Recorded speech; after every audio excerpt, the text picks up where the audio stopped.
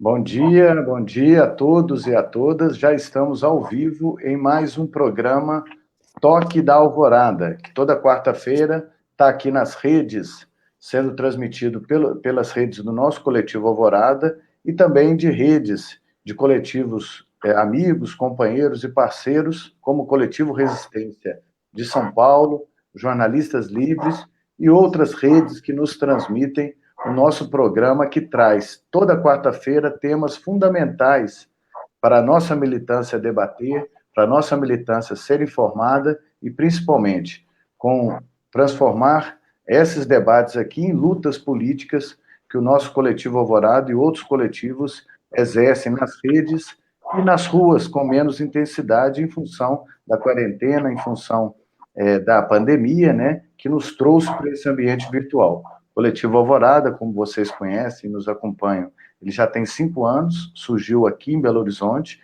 mas tem uma ação no Brasil e até no mundo, e ele baseia principalmente em 2 princípios, a defesa da democracia e a defesa da justiça social.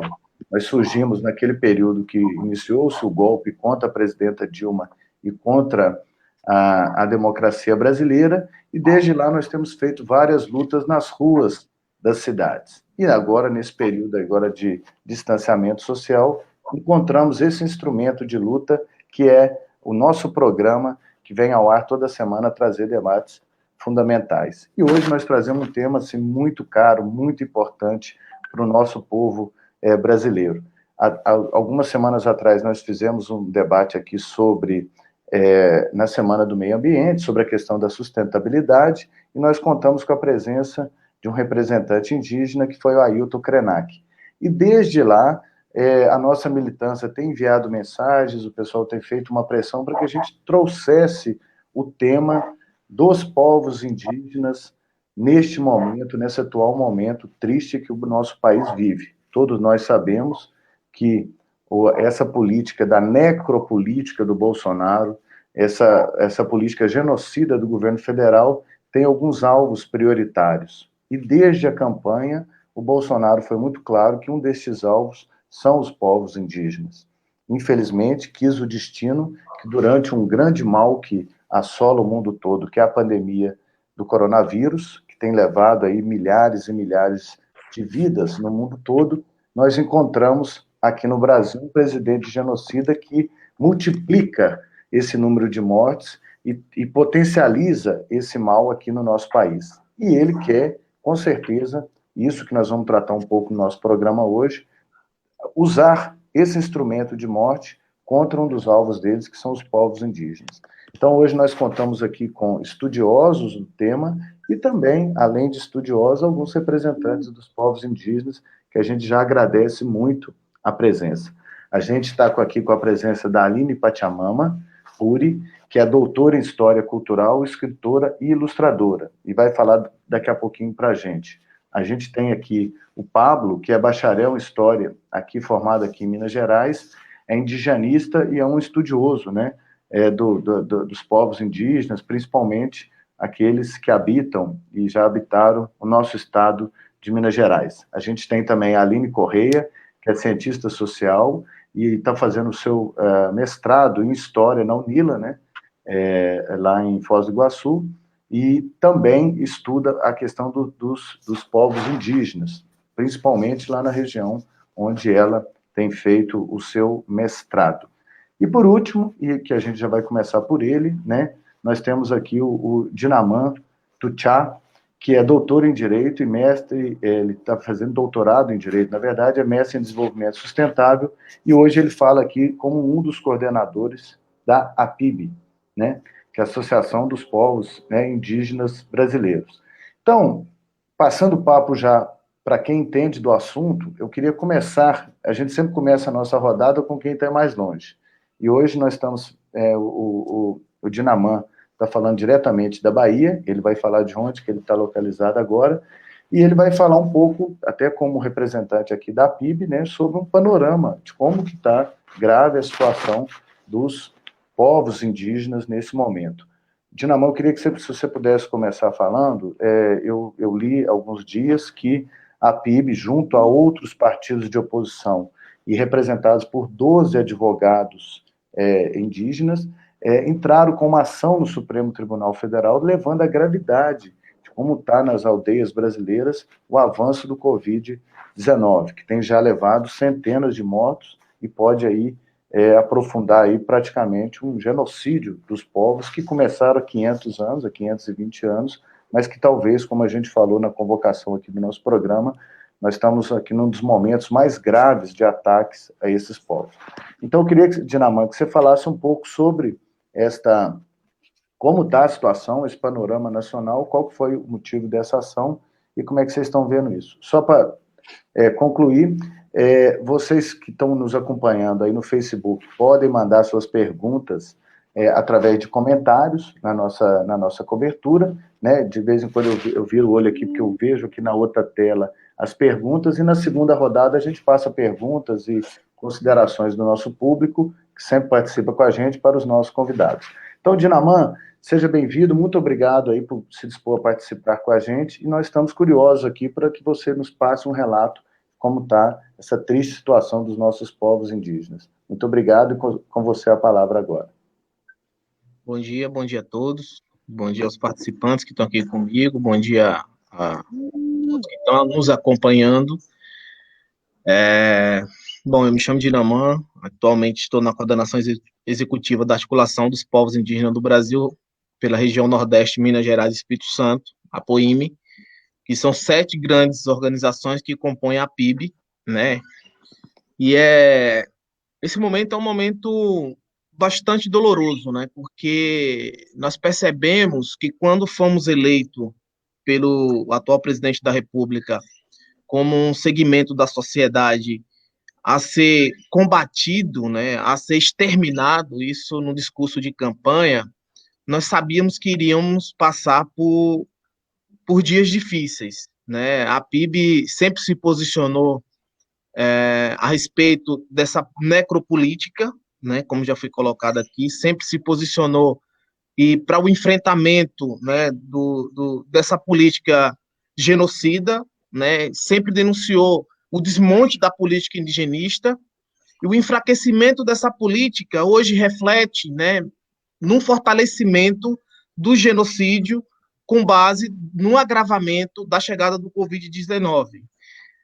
Medidas que estão sendo tomadas, tanto no âmbito nacional e internacional, né, a PIB vem se baseando, né, através de um racismo institucional, né, um racismo estruturante que foi implantado com a chegada desse atual presidente, foi solidificado, né, na verdade, porque existia isso, mas com essa chegada desse presidente que declarou os povos indígenas como seu inimigo número 1, nós percebemos que houve um aumento significativo, né, no conflito socioambiental e principalmente nas invasões das terras indígenas.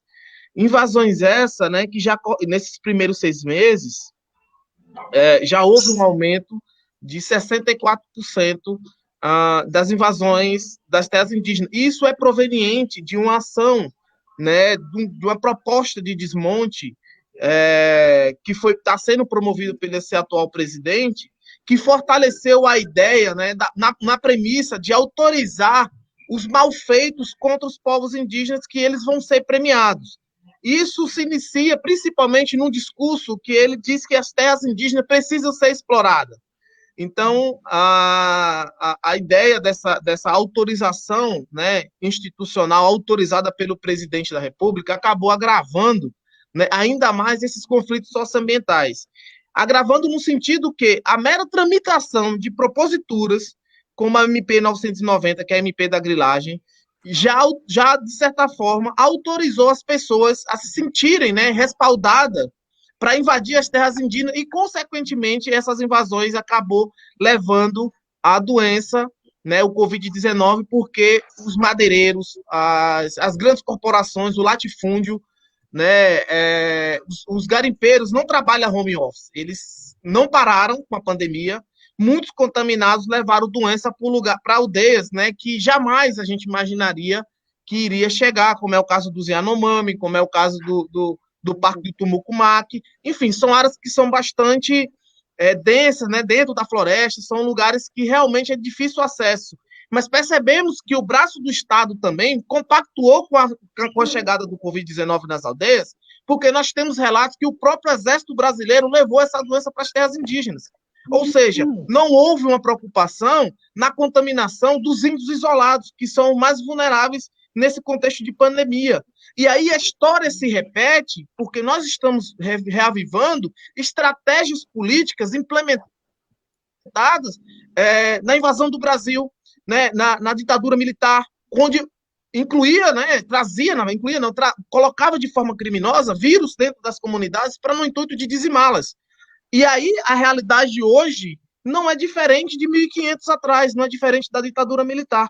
O que nos assusta é essa omissão do Estado, da falta de um plano, né, emergencial, um plano de contingenciamento, um plano estruturante para combater o coronavírus dentro das terras indígenas.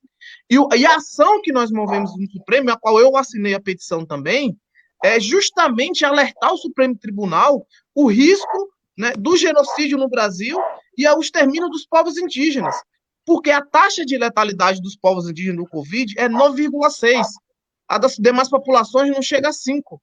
Ou seja, estamos com dados alarmantes de mortandade, né, de contaminação. Hoje nós somos um pouco mais de 9 mil e poucos indígenas contaminados, né, mas nós chegamos a ter uma comunidade inteira contaminada. E nós estamos ultrapassando já os 400 mortes.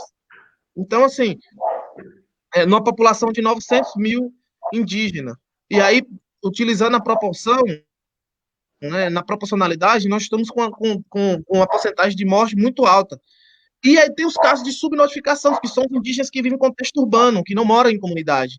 E esses dados, né, eles são subjugados pelo governo, que não aceitam atendimento ao indígena, que eles acreditam que o indígena deixa de ser indígena pelo fato de estar habitando, né, em cidades, em grandes centros urbanos. Esquece do contexto, esquece, né, da diáspora, esquece de tudo que foi realizado em termos de violência contra os povos indígenas e o motivo daquele indígena estar no contexto urbano. Então, assim, o Brasil passa hoje, né, não só por um desgoverno, mas é um governo que veio com um plano genocida e etnocida. E nós estamos, né, fomos os alvos número 1, estamos fazendo a resistência, né, frente a um desgoverno que já se posicionou, né, que vem tomando medidas contra as minorias, não só os povos indígenas, mas são o principal público hoje que ele está direcionando as suas maldades, né, o seu desgoverno, e nós estamos fazendo esse enfrentamento, e aí buscando um mecanismo, né, no campo jurídico para garantir a integridade e a vida dos povos indígenas.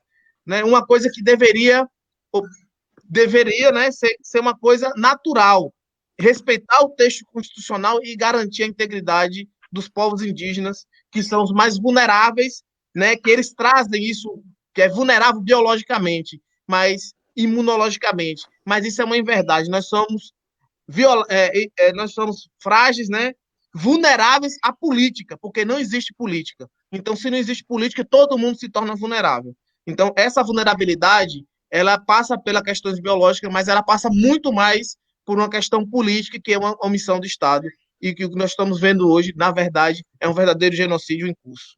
Muito obrigado.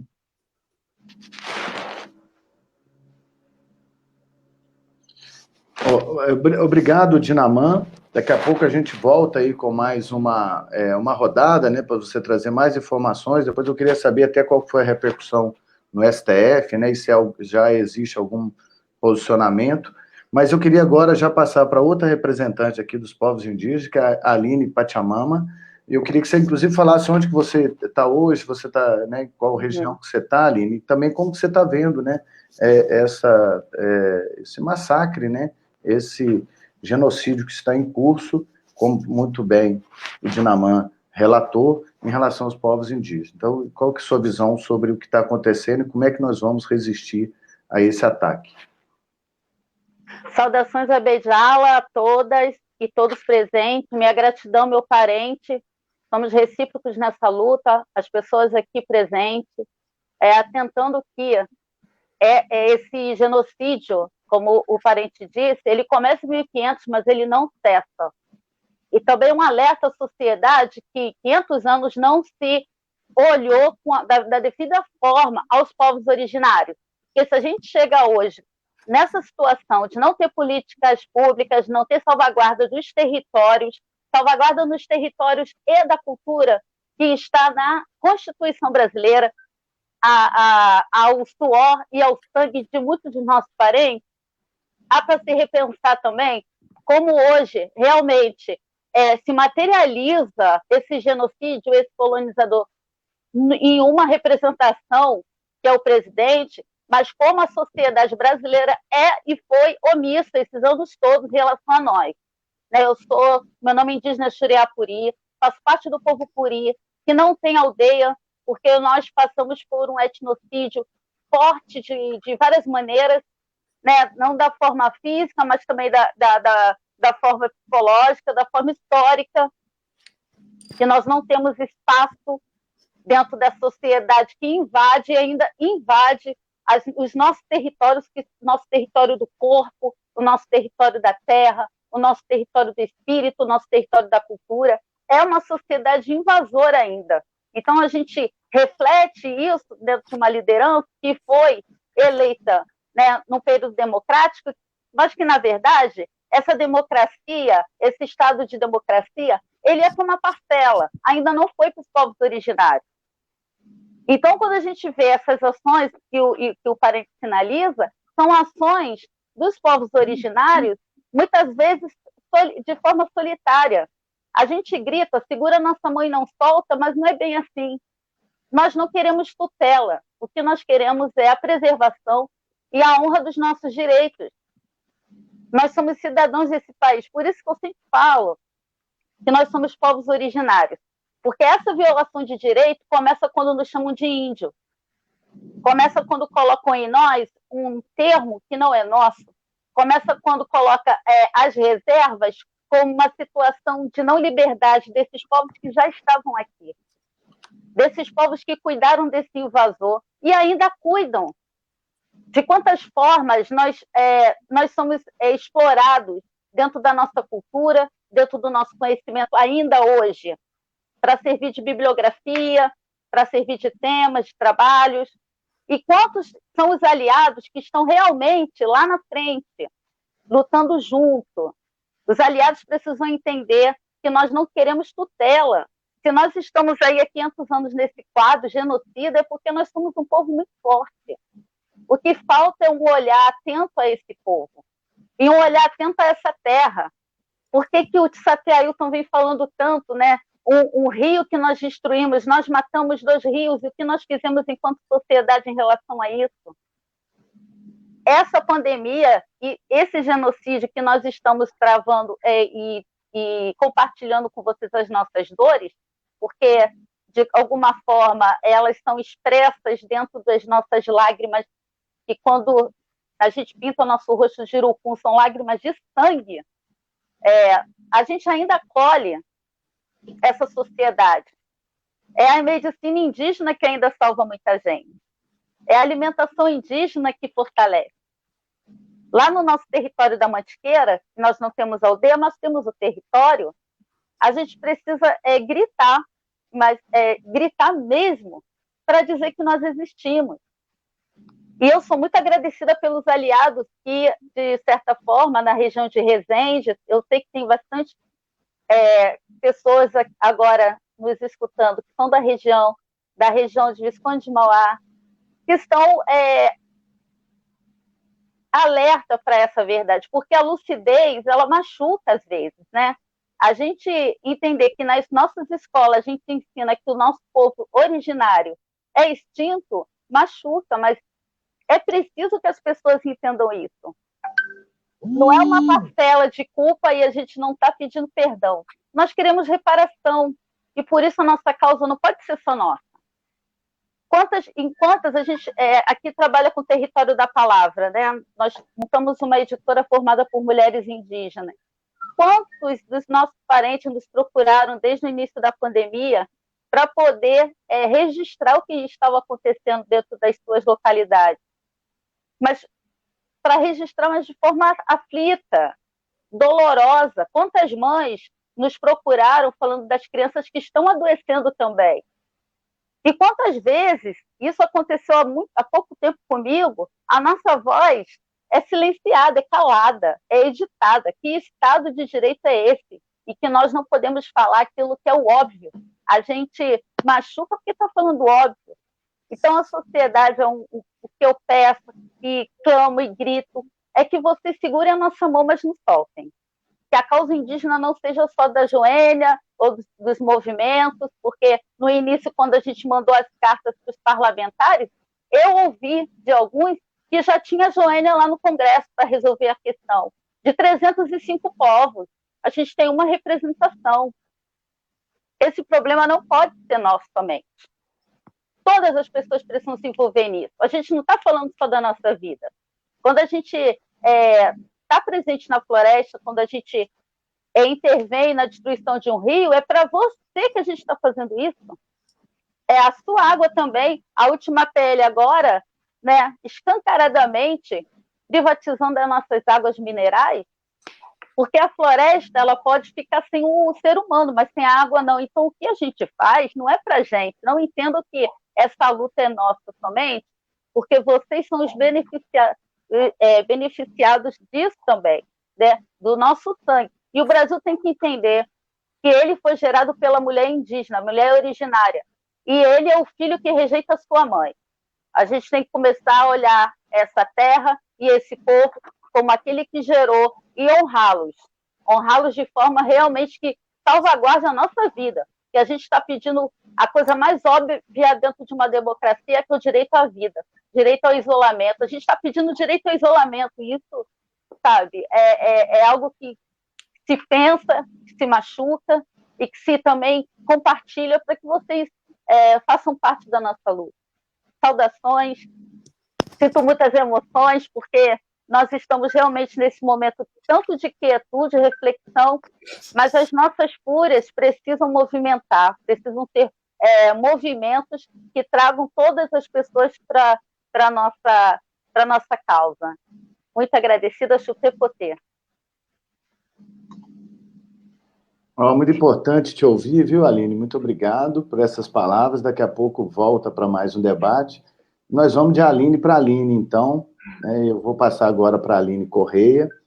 Ela é cientista social e faz um mestrado, inclusive, debatendo, né, analisando o tema dos povos indígenas na região do Paraná, né? Até porque ela faz o seu mestrado na UNILA, que é a Universidade Federal da Integração Latino-Americana, que já até debatemos sobre a UNILA alguns dias atrás, como falava da expansão das universidades no período do Lula. E eu queria saber, Aline, como é que você se interessou por esse tema dos povos indígenas, a análise que você faz sobre algumas tribos indígenas, né, na região de onde você estuda, né, que você estava contando aqui antes, né, e mas principalmente como é que você se interessou e como você está vendo, né, se você esperava esse momento que nós estamos vivendo, com tantos retrocessos que foram descritos, né, e tantas ameaças que foram descritas aqui pelos nossos debatedores já. Então, bem-vindo, com a palavra. Você que é minha conterrânea, né, lá da região metropolitana de Bom Sucesso, não é isso? Então, exato. Seja bem-vindo aqui no nosso programa. Bom dia. Primeiramente, eu queria agradecer, né, a oportunidade. Para mim é uma honra estar aqui sentando e conversando com grandes lideranças indígenas, né, assim como o Dinamã, a Aline, mas também o Pablo também da FUNAI. Acho que é uma oportunidade única e aumentar esses debates é extremamente interessante e extremamente importante nesse momento, assim, não só apontar lideranças que já têm visibilidade, mas trazer outras vozes para mostrar que os coletivos indígenas, eles são diversos e eles precisam a todo tempo ter esse lugar de escuta, né? Porque a voz já existe. A gente não tem que dar voz aos povos indígenas, porque as vozes já existem e estão aí secularmente nos mostrando que a história dos povos indígenas é uma história realmente que desde do tempo colonial, né, como apontaram as lideranças indígenas, é uma história triste, é uma história de genocídio. Claro que no atual governo, né, eu acho que desde o primeiro dia do ano de 2019, a gente percebe que a declaração do genocídio, como o Dinamã mesmo apontou, ela foi institucionalizada, né? O racismo, ele se institucionalizou e se desdobrou também num racismo ambiental, né? Que declara realmente guerra aos povos indígenas, mas também aos povos campesinos, aos povos tradicionais, assim. Eu trabalho no mestrado, estou começando meu trabalho agora com os Guarani, né, da região do oeste do Paraná, e que são povos que enfrentam, para além das disputas fundiárias com fazendeiros, enfim, né, que é um conflito que se tem no Brasil inteiro, tem também um agravamento pelo fato de lá ter se construído durante o período da ditadura militar a binacional de Itaipu, né, que é uma grande hidrelétrica e que foi um dos carros-chefes da economia militar na época, né, mas que não só impossibilitou, né, retomadas de territórios, porque alagou, né, não tem nem como retomar, está tudo embaixo d'água. Então, a situação que já era grave pela disputa de terras com grandes fazendeiros, latifundiários, ela se agravou porque está tudo embaixo d'água. Não tem como nem haver reivindicação, porque lugares sagrados foram submersos pelas águas. Então, isso trouxe um agravamento ainda maior para a situação fundiária, né? Eu acho que, tentando pensar junto com os dados que o Dinaman nos trouxe, né, falando um pouco lá dos povos da região do norte, em territórios que estão mais adentro das florestas, e ele também falou sobre os povos que estão na cidade, né? Eu acredito que a situação mais ao sul do país, né, no Paraná, no Mato Grosso do Sul, tem relação exatamente com essa proximidade das terras indígenas, das retomadas da cidade. Então, o vírus chega nesses territórios, né, muito através da agroindústria, né, porque temos muitos indígenas que trabalham em frigorífico, na própria indústria alcooleira, né, que é para a produção de etanol, enfim. Esse vírus vem essa via, né, da agroindústria e do agronegócio, que muitas vezes é visto como, né, pop, tech, é tudo, mas não é nada disso, né? Quando a gente vai ver na realidade, o agronegócio, ele é a ponta de lança, assim, para chegar nesse genocídio, assim. Acho que para além dessa dimensão, né, de como está acontecendo a dizimação dos povos durante com o agronegócio, com, enfim, hidrelétricas, com vários setores econômicos, né, a gente também tem esse silenciamento das mortes que estão acontecendo na pandemia, assim, e eu acho que tem várias iniciativas, né, que tentam tirar ou humanizar um pouco esses números, né, tem o Memorial da Vida Indígena, que é uma iniciativa da própria PIB, né, eu também faço parte de uma rede que está construindo um memorial das vítimas do Covid-19, que é o Memorial Vagalumes. A gente está tentando construir uma singela, né, tentativa de guardar entre nós um pouco, parte dessas memórias, assim, e mostrar que mesmo que essas pessoas se vão, a memória delas permanece viva através do que aqui estão em luto e também em luta permanente pela vida, pelos territórios, pelos povos. Acho que é isso, assim.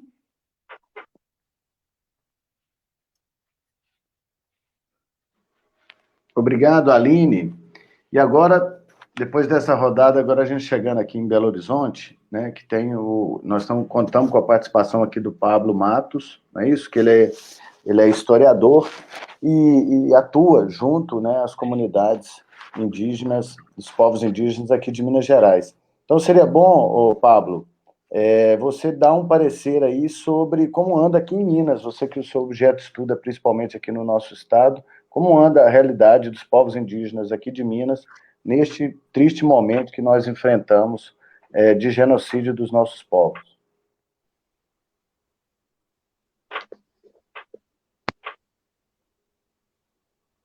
Você nos ouve, Pablo? Está nos ouvindo, Pablo?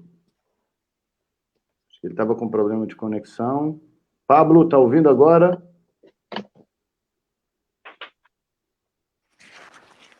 Acho que ele está entrando com outra janela aqui. Vamos tentar ver se conseguimos ouvi-lo agora, senão a gente faz mais uma rodada. E aí, Pablo, está conseguindo agora? E Pablo? Oi, Pablo, agora vai. Nos ouve, Pablo?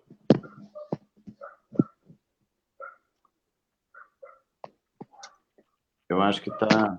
Vamos ver se, enquanto ele resolve esse problema de conexão, né? Desde o início a gente já estava com essa dificuldade, todo mundo, né, está com o superuso agora da internet nesse período, todo mundo está enfrentando essas dificuldades. Eu queria, então, já aproveitando, já tem muita participação aqui dos nossos espectadores, mandando perguntas, considerações aqui, como eu disse, podem mandar aqui nos comentários do Facebook. Vamos ver se o Pablo já reconectou-se. Está nos ouvindo, Pablo? Vamos seguindo aqui enquanto ele resolve o seguinte. Tem muita participação aqui, eu vou ler algumas participações aqui. O André Cortez, né, agradece pela iniciativa e muito significativa a presença da Aline Rochedo, né? Aqui também a Luísa Mara, estamos presenciando alguns grupos indígenas em situação de rua nos grandes centros. Como podemos propor alternativa para que esses grupos sejam acolhidos, garantindo o respeito étnico e cultural? Quais orientações vocês dariam para os governantes? Queria ver até dos nossos participantes, né, se o Dinamã poderia falar um pouco sobre isso. Dinamã, está nos ouvindo, Dinamã?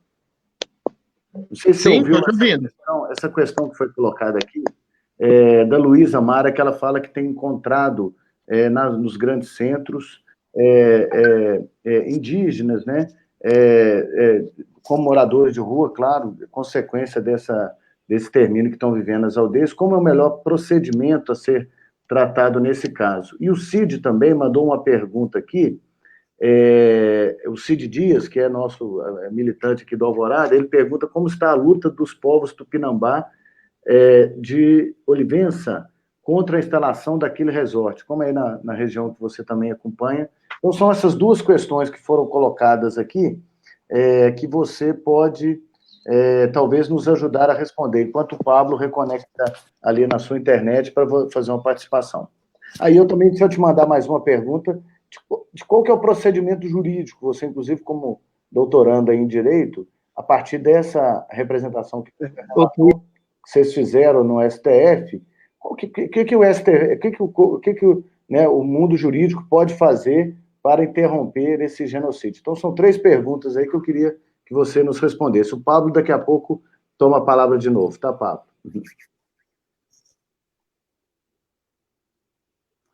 Tem que ligar o seu som, viu?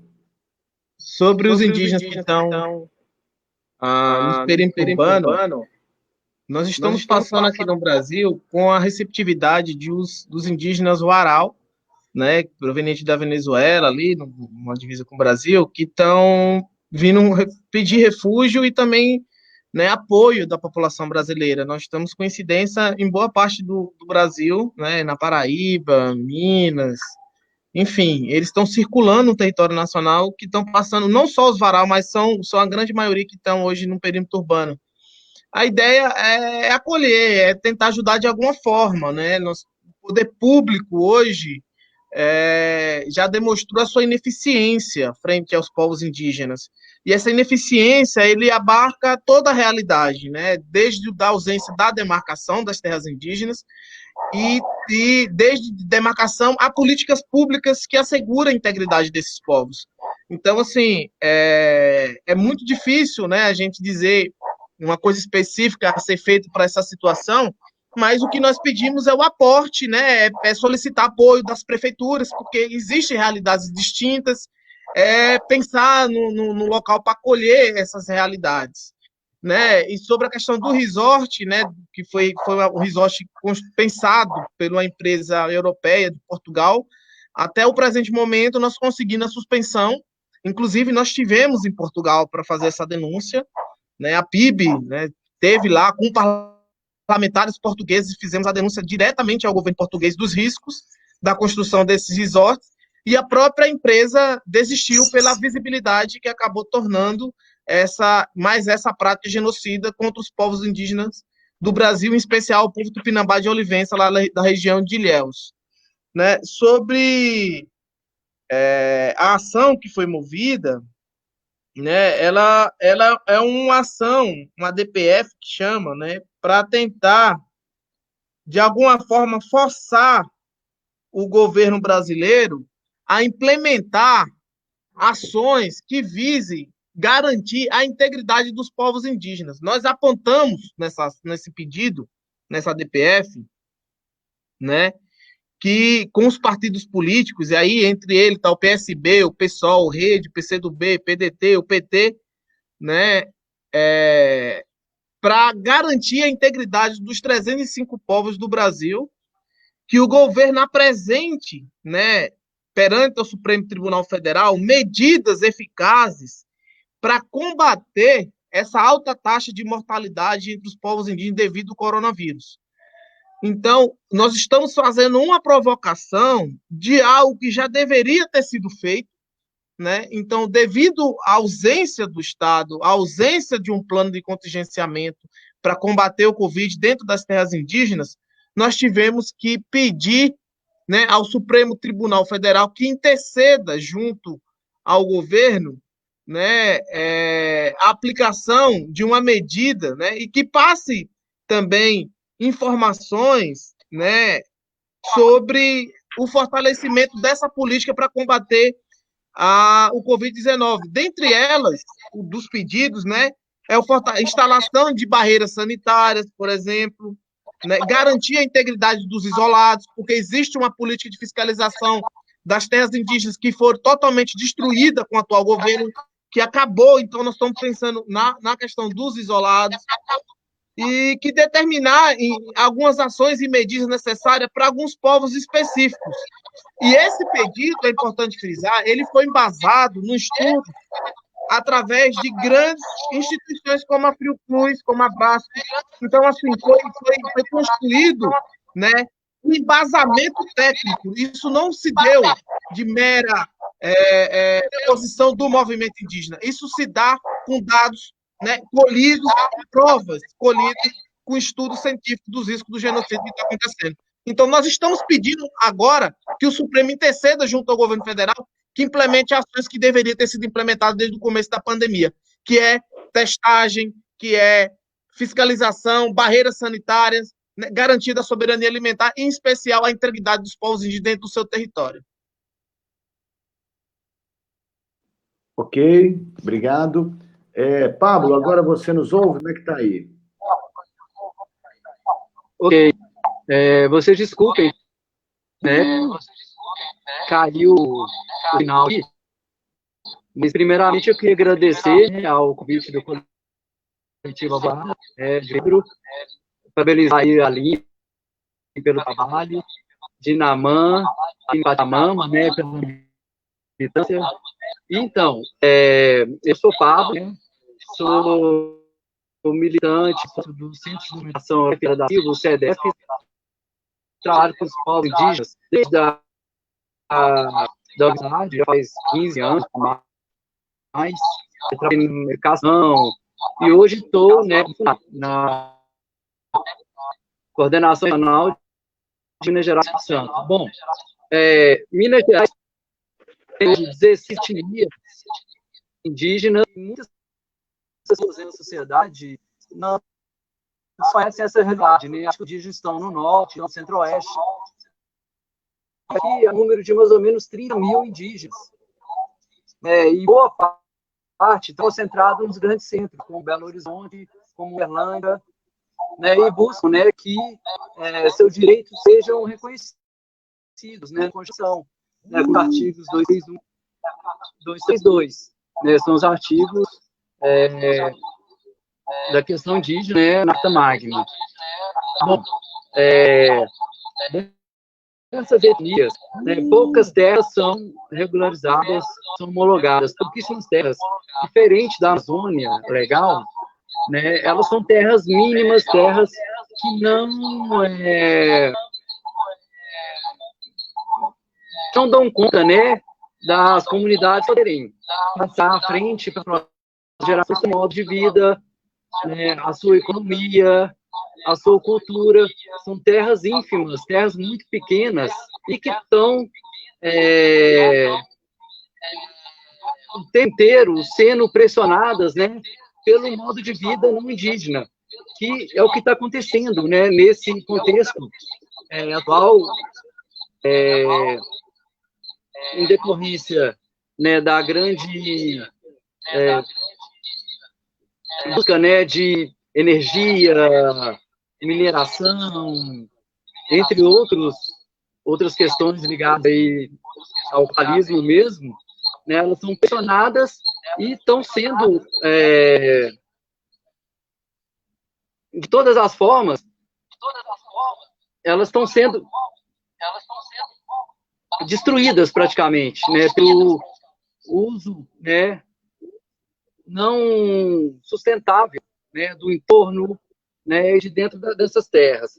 Bom, a gente sabe os casos aqui em Minas Gerais, né, das barragens, né, tanto em Mariana quanto em Brumadinho, que atingiram em cheio, né, dois territórios indígenas, o território Krenak, né, que o rio foi praticamente destruído, o Rio Dulce, o Atu, né, e aqui na região metropolitana Brumadinho, né, a Beira Chorran.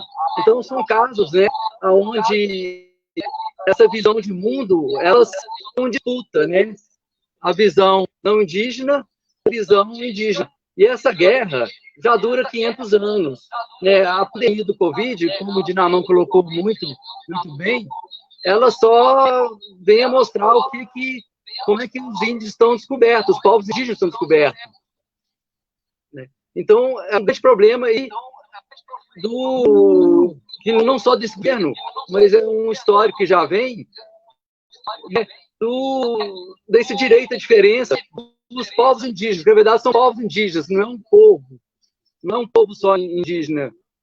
São várias etnias diferentes, vários grupos históricos e culturas diferentes não são respeitados, são tratados e, né, o Brasil atualmente caminha pelo contrário, né, do que tudo já foi construído, que é justamente o respeito a essa diferença, né, justamente não colocar as pessoas, as comunidades tradicionais em si, não só os povos indígenas, os quilombolas, pescadores, ribeirinhos, geraizeiros, num saco só. São histórias, são culturas diferentes. Então, esse que é o grande desafio, né, da unidade, né, desse governo, dessa sociedade, e nossa, que é respeitar, né, toda essa diferença cultural. É isso. Obrigado, Pablo. Você citou, inclusive, aqui, né, as ameaças que aqui em Minas os povos indígenas sofrem a mais que em função das barragens, né? Como houve o rompimento de duas a partir de crimes, né, cometidos pela Vale, tanto em Brumadinho como Mariana, e nós recebemos aqui informação, desde manhã nós temos acompanhado que, neste momento, moradores das áreas rurais de Itabirito e Ouro Preto estão sendo evacuados por um risco iminente de rompimentos de barragens da Vale naquela região. O nível atingiu o nível máximo de risco, né? E eles estão sendo evacuados, e é um problema permanente que os mineiros estão vivendo desde do crime ambiental e humanitário de Mariana, que trouxe à tona, né, esse grande risco que nossos povos, também os povos indígenas, mas os mineiros como um todo, não só mineiros, mas todas as regiões do país que têm essas barragens de consequência, né, da exploração da mineração, estão sofrendo. Eu tenho mais duas perguntas, eu queria passar essas perguntas agora para a Aline, como nós temos a Aline Pachamama, né, são duas perguntas que eu poderia, talvez, arriscar a responder, porque dizem respeito à comunicação, como jornalista, mas eu acho que é muito mais você, tem muito mais propriedade para falar. Eu vou passar essas duas aqui, que são perguntas, uma do Álvaro Brito, né, que pergunta qual é a avaliação do papel da mídia no genocídio indígena, e a Fátima Coelho também, ela completa essa discussão, deve ser mais evidenciada nos nossos meios de comunicação, de maneira mais eficaz, chega ao genocídio. Tem que ser mais gritante, ou seja, como que a mídia pode ajudar ou tem atrapalhado no caso desse genocídio que nós vivemos? Eu queria que você falasse um pouco sobre isso, Aline. É só ligar o som, você vai ter que ligar o seu som. Mas agora, agora sim. Ah, sim. Saudações, gratidão pela generosidade de permitir a fala e também aos que estão ouvindo a generosidade da escuta, que é um aprendizado a escuta, né? Por isso que a mídia às vezes não contempla, porque a escuta ela é um processo. E o que a gente vê são temáticas sensacionalistas. Você tem aquela matéria, aquela convocatória e aquilo passa. Não pode passar. Tem que estar sempre sendo falado. Inclusive, tem que ser sempre falado. A minha gratidão aí ao Alves que colocou a questão, e tem me auxiliado, que também é jornalista, tem me auxiliado a ter essa perspicácia de ter esse ferramenta de comunicação também favorável a nós. Como foi colocado aqui, a gente escuta pessoas que não têm visibilidade midiática no nosso projeto, né, de espaço, território da escrita e da fala, também como território. Isso também é território. Importante não sermos colocados na terceira pessoa. Importante quando se falar de determinado grupo, de determinada situação local, chamar esse originário para estar presente. Muito importante isso. Então, a mídia ela precisa cumprir o seu papel de democracia. Né? E a censura está aí. Nós não estamos no Estado Democrático de Direito. Eu vou dizer, algumas falas minhas foram editadas em alguns locais. Isso é problemático. A gente está num país que supostamente vive uma democracia e agora foi assim, também supostamente velada essa ditadura, mas a gente tem que estar lúcido diante disso. Então, não é fazer só, eu vou chamar para você isso, não é fazer só um programa, é fazer vários, porque somos 305 povos, e por mais que a gente queira colocar aqui o que o meu parente Ticuna me disse, o que as Guarani lá do Mato Grosso falaram em relação às crianças que estão adoecendo, eu não vou ter condições em 20 minutos de falar tudo que vem acontecendo em relação aos povos desse país. Então, essa mídia ela tem que ser constante. Ela não pode ser sensacionalista. Ela não pode colocar salvem os índios e acabou com grandes movimentos que duram 2 dias e depois todo mundo esquece. Nós temos que realmente usar a comunicação como instrumento, de como a minha Tati Aline disse, nós temos voz. Não é questão de ser calada, é questão de que tem que ter oportunidade de fala. E se as pessoas não têm contato com povos que possam falar, é só conversar com a gente, que nós conseguimos as pessoas, a gente entra em contato com eles e eles se disponibilizam a estar presentes. Então, a nossa questão sensacionalista colonizatória, que a gente precisa entender, de alguma forma, que esse colonizador não é uma cor, não é o branco, é uma percepção, uma postura que a sociedade tem em relação aos povos originários, aí a gente vai começar a mudar as coisas. Quando a gente fala na escola, quando a escola tira o índio, coloca o originário, quando a escola começa a ouvir os grupos originários que estão próximos à região, porque, como eu falei, nós somos 305 povos ainda espalhados pelo Brasil inteiro, do norte ao sul. Então, o apelo também, eu estou fazendo provocações aqui, o apelo é esse, que não seja algo de chamar atenção e de ter o espaço de fala e seguidamente esquecimento. Aí não vale. Por isso que tem que segurar nossa mão e não soltar. Tem que segurar e ir junto. Espero ter contemplado as questões.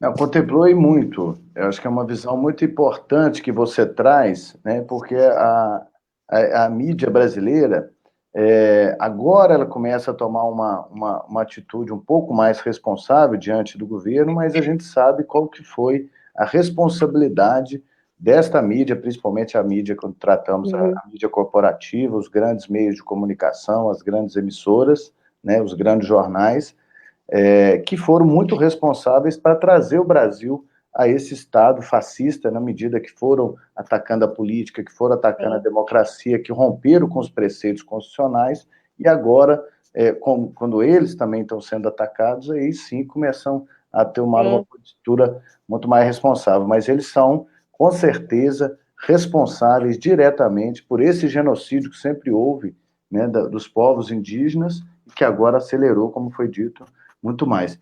Queria ver se a Aline, a outra Aline, também faz um comentário sobre isso, porque teve um dos comentários aqui dizendo que essa luta não é só dos povos indígenas, mas é uma luta de todo o povo brasileiro. E você foi despertada, né, Aline, por esse tema, não é isso? No seu estudo de mestrado, não é isso? E como que você viu essa ação? Como é que houve essa aproximação e como que você vê também, como você sempre viu e passou a ver agora com um olhar mais atento, essa cobertura da mídia em relação aos povos indígenas? Então, na graduação, né, o meu TCC foi exatamente sobre a representatividade dos povos indígenas na mídia, assim. E como a Aline Rochedo, né, a Aline Pachamama falou, eu acho que eu só vou sublinhar, porque ela já disse muito bem, né, que a mídia, quando fala, porque fala poucas vezes, quando fala, ela tende a cair nesses estereótipos, né, que às vezes coloca, e que só tenta demonstrar o lado, às vezes, mais negativo que existem, né, às vezes com problemas de alcoolismo, desemprego. Isso existe nos territórios, sem dúvidas, mas isso não é fruto das etnias em si, mas é uma contradição que o próprio Estado gera, né? Se existe alcoolismo, se existe alguns problemas dentro dos territórios, essas contradições ela chega externamente, não são problemas gerados internamente pelas lógicas indígenas. Então, eu entendo que se a mídia vai falar sobre, igual a Aline Pachamama falou, chame representantes desse povo, dessa etnia, para falar com propriedade sobre isso, assim, né, para evitar mesmo recair sobre esses estereótipos que secularmente são construídos, né, sobre os povos indígenas, né, às vezes caem muitos em estereótipos negativos e racistas, né, colocando o índio como alcoólatra ou como vagabundos, é um termo que a mídia já usou muitas vezes, assim, para se referir, né, e não só a mídia, mas também é um discurso que a gente vê presente no discurso ruralista, né, como se indígena não gostasse de trabalhar e, enfim, né, que tem muita terra para pouco índio, quando na verdade não, né, a gente percebe que o que tem é muita terra para muito fazendeiro e o que eles fazem são exatamente desertos, né, de soja, enfim, de várias monoculturas que eles fazem. Quando a gente percebe nos territórios indígenas, a gente vê a diversidade, né, tanto da biodiversidade, mas das perspectivas que existem dentro de um território mesmo, seja através das lideranças, os caciques, os xamãs, os professores, né, os educadores indígenas, essa geração mais recente que tem acessado a academia, acho que tem um importante papel, assim, de liderança, né, acho que a Aline Pachamama pode falar com muito mais propriedade sobre o alcance dessa geração, né, tanto através da academia como também da arte. A Aline é uma grande poeta, né, eu fiquei muito feliz ontem de você ter enviado a sua poesia e me toquei muito, assim, pelo poema Vermelho, né?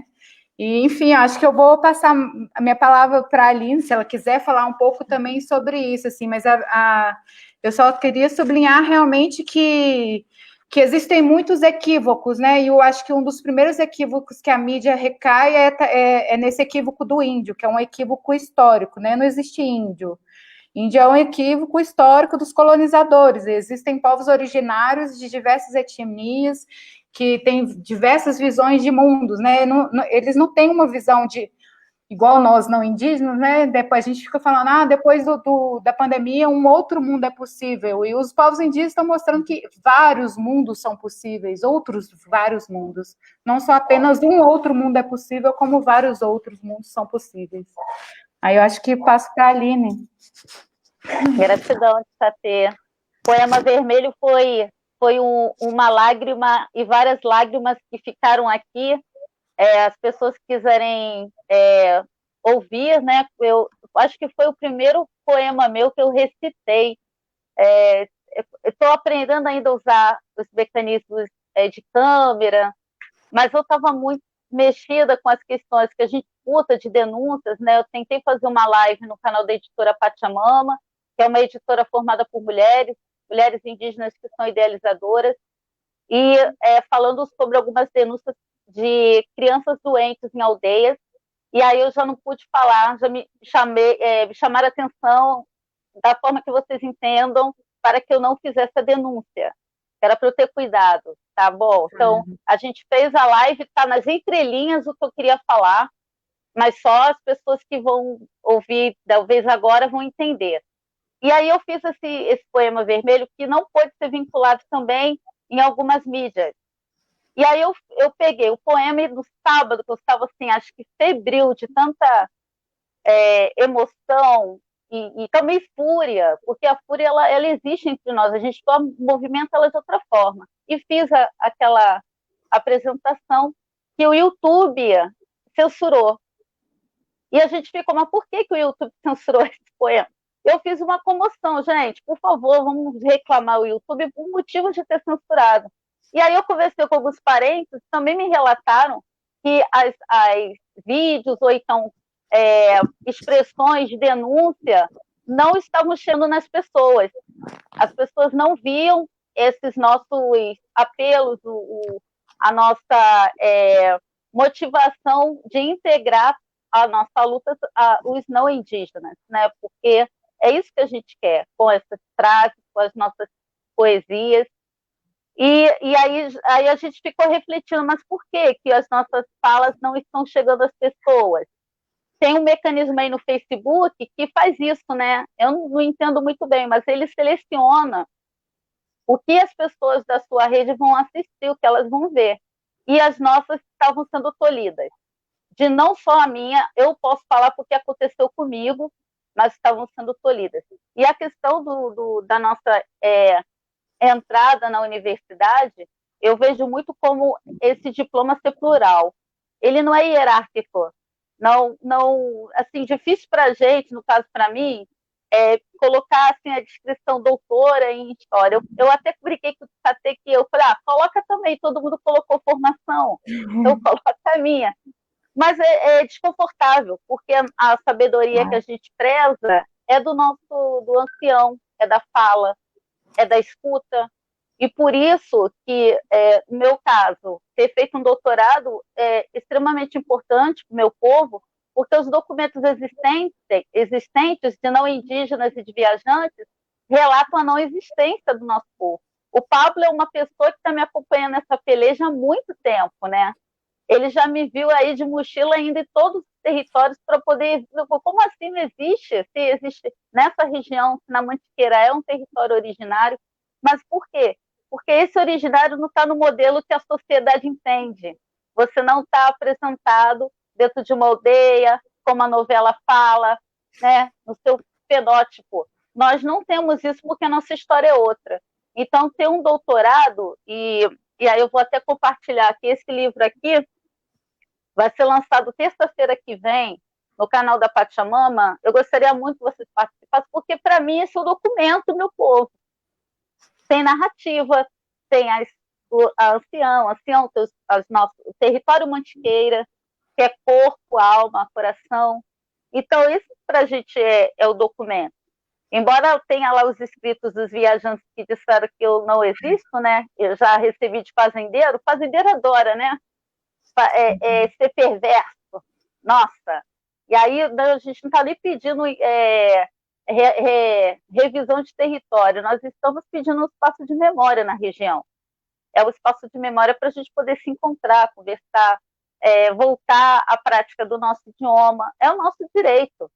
Então, ter um diploma de doutor aí em História Cultural, trabalhando com narrativas, e que estrategicamente eu enganei a academia, eu trabalhei com narrativas com vários grupos não indígenas, justamente para poder dizer o quanto que a narrativa do nosso povo é importante e essencial. Então, muito agradecida por você ter me passado aí o Maracá, para eu poder compartilhar isso com as pessoas que estão aqui nos escutando.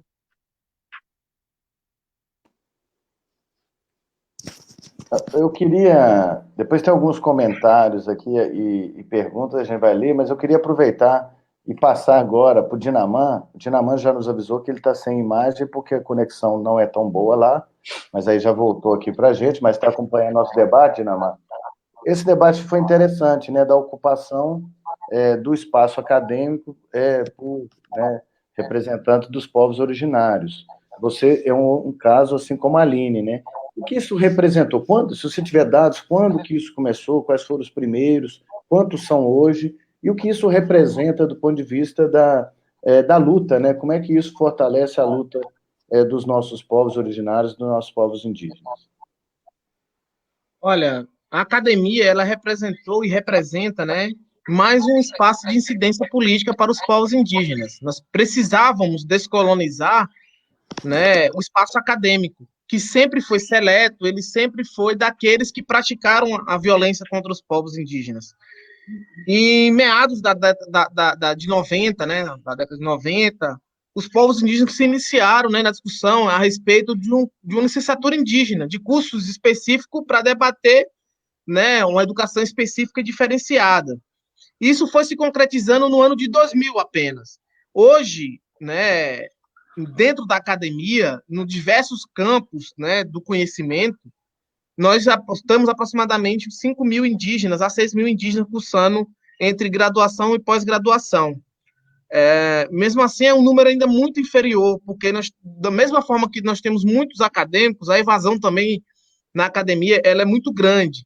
Isso se dá por N fatores, né? Em especial, o racismo é um dos fatores que trazem que os indígenas, ao ingressar dentro da academia, eles vivem, né? Vão conviver com outro contexto, com outras realidades. E a importância disso, né, da gente estar conscientizando nossos parentes para o ingresso, para a permanência, uma política, sistema de cota que facilitou e democratizou, né, pelo menos iniciou a democratização dentro do campo acadêmico, ela se inicia em 2004 assim, para os povos indígenas de uma forma mais consistente, mais segura, né, mas se consolida a partir de 2008, na verdade, que nós temos uma grande massa de indígenas acessando essa política e adentrando dentro das universidades. E o reflexo disso, né, dessa política, nós estamos vendo agora, por exemplo, com a DPF do Supremo Tribunal Federal, onde tem 12 advogados indígenas, na sua grande maioria, ou se não todos, são jovens advogados, né, que é o meu caso, e dos 11,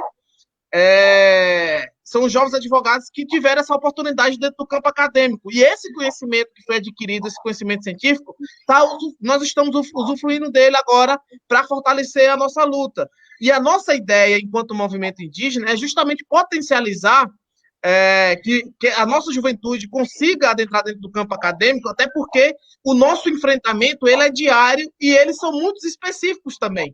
Então, nós temos demandas a nível locais, regionais, né, macro-regionais e nacionais. Então, assim, essas demandas, ela precisa de um corpo de pessoas, de indígenas, né, tanto na parte tradicional, que é de suma importância, mas também um corpo técnico para poder conduzir esses processos, seja ele no âmbito judiciário, seja ele nas instâncias de poder, e também esse empoderamento vai também proporcionar uma luta de democratização dentro do espaço político. E aí nós queremos, não só a Joênia como a nossa representante, mas nós queremos, no mínimo, um representante indígena de cada estado. Nós queremos que chegue indígena no Supremo Tribunal Federal. Nós queremos que tenha indígenas no Ministério, né, nos ministérios, enfim. Esses espaços, ele requer um conhecimento científico, pelo menos deveria ter, né, o que vem ocorrendo, que um ministro prestes a ser nomeado diz que tem formação em determinada área sem ter. Então, assim, nós queremos que realmente, né, tenha um currículo verdadeiro.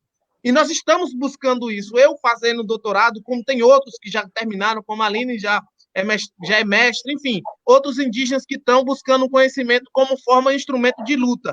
Mas não só como forma de instrumento de luta, mas também levando para a universidade a diversidade de povos, dos 305 povos, e principalmente descolonizar aquele espaço que hoje ainda é um espaço muito concentrado na mão né, daqueles que promoveram a violência contra os povos indígenas. Então, nós precisamos ocupar e descolonizar esses espaços. Obrigado. Aline, eu só queria te avisar que tem aqui um clamor aqui nos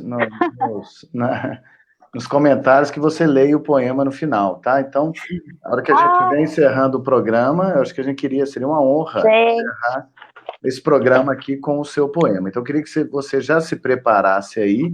Eu vou ler alguns comentários. Vou me preparar, vou correr aí agora para... Pega o livro aí, enquanto a gente lê alguns comentários aqui, tem um bem interessante aqui do Leonário Rosa da Silva. Ele diz que é Leonário, e ele é descendente de índio por parte de mãe, também por parte de pai, então realmente é índio, e ele é aqui de Belo Horizonte, não é isso? A Maria Madalena fala, dando parabéns ao nosso coletivo Alvorada, porque está dando voz a vários cidadãos do nosso país que às vezes ficam totalmente invisíveis, e nos proporciona conhecimento e aproximação para expandir a nossa democracia, a luta pela nossa democracia e pela inclusão social. Né? A nossa querida Leda Leonel, que é uma das coordenadoras aí do coletivo de bordadeiras Linhas do Horizonte, que é um parceiro de primeira hora do nosso coletivo Alvorada, ela está elogiando a escolha do nosso tema, né? Assim como outros aqui fizeram, né? Acho que está sendo um momento aqui de grande aprendizagem para todo mundo que está participando lá de cá e quem está acompanhando, né? Acho que é com todas as contribuições que estão colocadas. Eu ia passar mais uma pergunta para o Pablo, mas ele continua com problema de conexão, pelo que eu estou percebendo. Aqui a Fátima Coelho, né, ela comenta aqui, acho que o Pablo ele não consegue ainda entrar novamente, não é isso? Então, gente, nós já estamos com mais de 1 hora de programa, como eu anunciei, né, a gente fica mais ou menos nesse tempo aqui de programa. Eu queria passar, então, para uma rodada final, né, primeiro a Aline Correia, né, Aline? Se você tem mais alguma fala, uma fala de despedida, né? Se você ainda tem algum comentário em cima das outras falas que você ouviu, para a gente caminhar aqui para o nosso final do programa, que vai ser em grande estilo, com o poema da Aline. Então, queria que a Aline Correia fizesse a sua despedida e te agradeço muito em nome do nosso coletivo Alvorada pela sua participação, pela sua contribuição. É bom saber que tem uma conterrânea minha lá do Campo das Vertentes, estudando esse tema importante, nos representando lá na UNILA, com esse tema e com esse estudo sobre os povos originários daquela região. Aline, muito obrigado e suas palavras finais. Então, eu queria agradecer, né, como eu iniciei, para mim é uma honra estar podendo participar dessa roda de conversa com 2 grandes lideranças também. Eu acho que eu queria terminar convidando as pessoas para conhecerem 2 iniciativas importantes, que é o Memorial da Vida Indígena, né, que é uma iniciativa que tenta humanizar e tirar esse silenciamento das mortes dos indígenas que estão tendo durante a pandemia, né, da Covid-19. Então, lá vocês vão, no perfil do Memorial da Vida Indígena, vocês vão encontrar vídeos, né, de indígenas mesmo, lendo histórias de outros indígenas, e também queria convidar o pessoal para conhecer o Memorial Vagalumes, que é também é um outro memorial, né, que faz diálogo também com o Memorial das Vidas Indígenas, que tenta trazer histórias escritas, né, seja por apoiadores, acadêmicos, ou mesmo pelos próprios indígenas, né, sejam esses lideranças ou pessoas que não têm visibilidade pública, que são escritos por essas pessoas, né. Então, a gente tem site, Memorial Vagalumes tem site, né, tem página no Facebook e também tem Instagram. E aí eu queria encerrar convidando as pessoas para tentar dar uma visibilidade também para esse genocídio que está em curso, né, através do descaso, né, o silêncio e o descaso também é uma forma de genocídio. Eu queria convidar as pessoas para tentar entender também sobre esse tema que está em voga e atual e é super delicado e complexo para todos nós, mas sobretudo para os povos indígenas.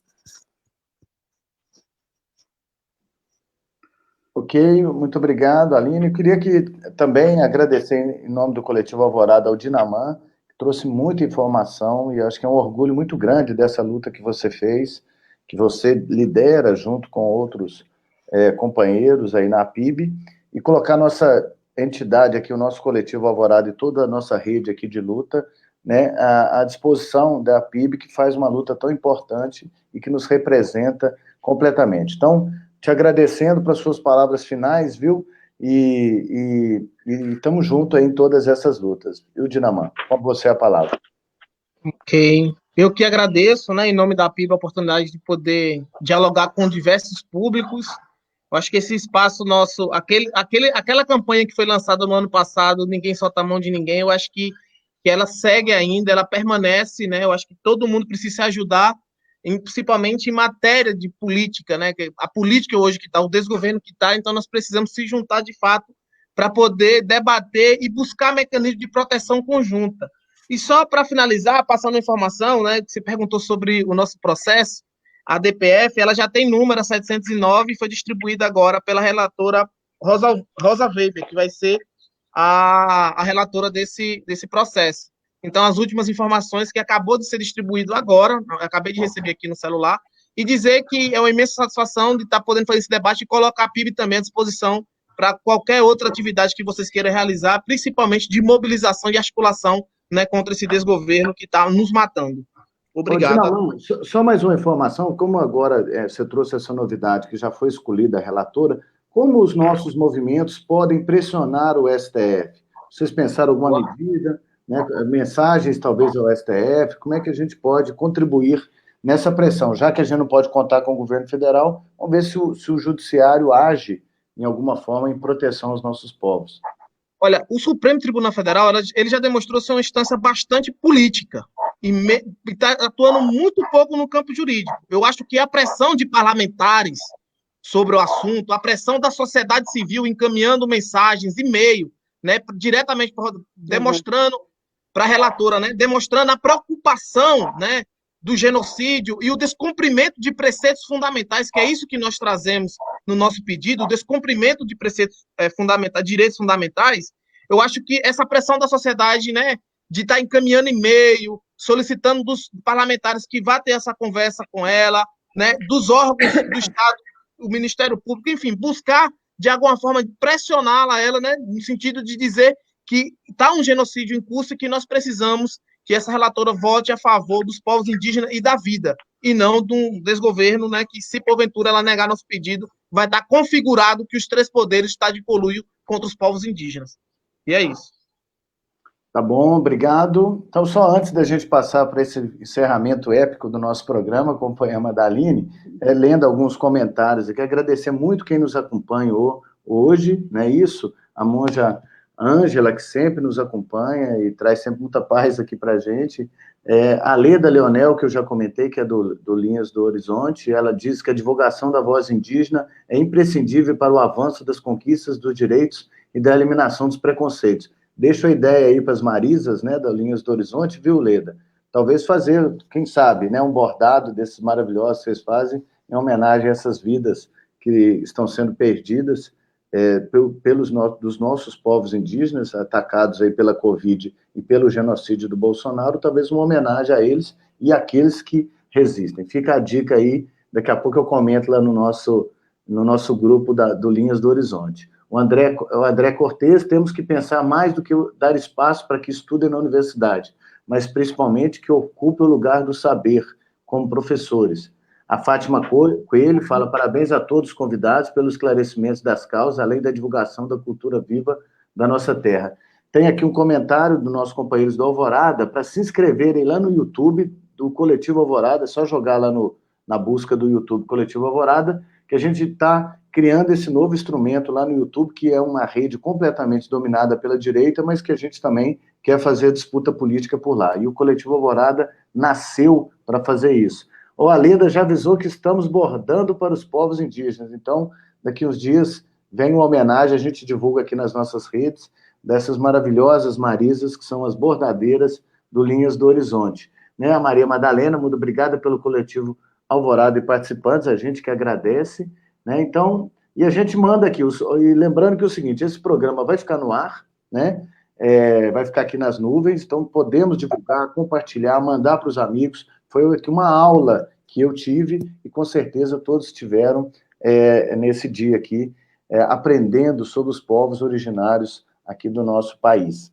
Então, para encerrar de forma épica, como eu disse, eu queria que a Aline lesse esse poema, que já emocionou quem já o conhece, mas que vai emocionar tudo aqui. E suas palavras finais, eu queria encerrar. E você fala um pouquinho também do lançamento do livro. A gente está colocando aqui no nosso rodapé aqui, vocês podem acompanhar as informações, tá? Vamos, inclusive, já fazer o compromisso do coletivo Alvorada, fazer a transmissão em conjunto com o lançamento do livro na editora Pachamama. Então, com você, Aline, muito obrigado, viu, querido? Saudações a Abedjala. Abedjala é o nome do nosso continente antes dos colonizadores chegarem aqui. É a terra em florescimento, a terra que pulsa em mim, pulsa em você. Eu também quero convidar, antes de fazer a partilha dessas minhas emoções escritas, que vocês procurem a editora Pachamama. Nós temos vários livros e-books, todos os e-books são gratuitos. A gente está trabalhando também com reparação. Eu não sei o tipo de reparação sentimental, afetiva, talvez seja o nome. As pessoas originárias, a gente está fazendo livro para as crianças. A gente precisa muito que as pessoas se integrem a esse projeto, a gente distribua esse material todo nas aldeias. Nós temos um projeto aí de 5 povos, com reparação também linguística. Atualmente a gente está fazendo um trabalho com o povo Craoi ou Apinagé, para as crianças voltarem a fazer os cânticos. O livro todo é bilíngue. Então, acompanhe o nosso trabalho, um trabalho também de formiguinha. A gente está fora desse mercado editorial que dita a literatura estrangeira como sendo a nossa, e dessa mesma forma como a nossa história foi escrita por um alemão, a gente continua trazendo uma história que não é escrita por nós. Tragam a literatura e a fala dos originários para a vida, lembrando que o que vocês entendem até como literatura para a criança, para a criança dentro do adulto. O adulto precisa voltar a ter essa perspectiva da aprendizagem, né, que começa desde a hora que a gente acorda até o nosso sonho, e mesmo no sonho a gente está aprendendo. Então, e aqui reforçar, né, o lançamento do Boa Fé, que será na terça, lá no canal da editora. Também, por favor, se inscrevam, procurem-nos nas redes, desse desafio nosso, né, de que a gente que conversa com as árvores, com os animais, com os rios, trazer essa fala para a linguagem virtual é um grande desafio, mas a gente está dando conta. Eu escrevi o poema vermelho aqui nesse meu caderno. Tudo que eu publico antes, eu escrevo em cadernos para sentir. Eu sou muito agradecida por vocês ouvirem. Satê. Satê é a palavra do povo Puri, significa irmã, irmão, pessoa que eu gosto. Então, você agora é de Satê. Quando a gente usa o urucum do nosso rosto, e quando a gente chora, essa lágrima é como uma lágrima de sangue, representando tudo que nós estamos vivendo, desde esse modelo colonizatório que se implantou nessa terra há alguns séculos atrás. E eu fiz esse texto para mostrar aos meus parentes que eu não estou insensível, embora a gente queira fazer muito mais, e a gente sofra com todos os nossos parentes que estão sofrendo. O problema de um povo é o problema de todos. Me sinto ainda incapaz de fazer algo realmente significativo. Mas a gente faz semeaduras. Semeaduras é como a semente que eu carrego comigo, de girassóis, que, de certa forma, está incentivando a pessoa a tocar na terra. Então é isso.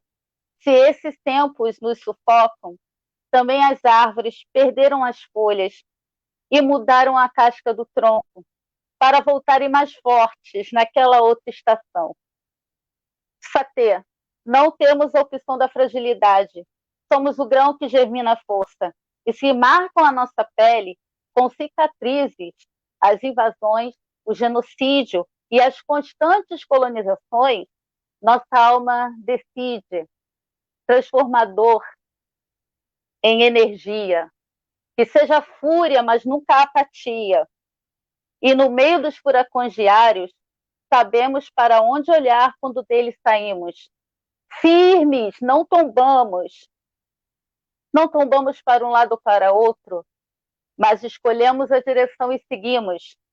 E se somos tempestade, Também orquestramos a calmaria dos raios, trovões e ventanias, lutando, sonhando o coletivo e vivendo, nos mantendo vivos, sendo os animais que nos acolhem em força, cantando o som que a Mãe Terra grita. Não temos os medos que o capitalismo engendra. Morrendo, somos encantados. Vivos, somos presentes.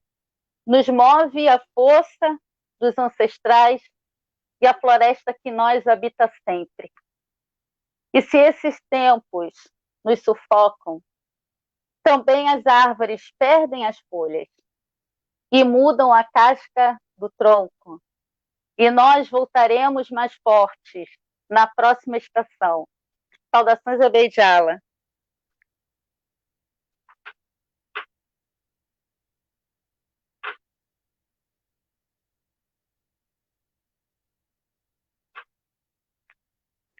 Obrigado, sem palavras depois disso. Voltamos na próxima quarta-feira. Muito obrigado a todos, a todas, a quem nos acompanhou, aos participantes. Lindo, Aline.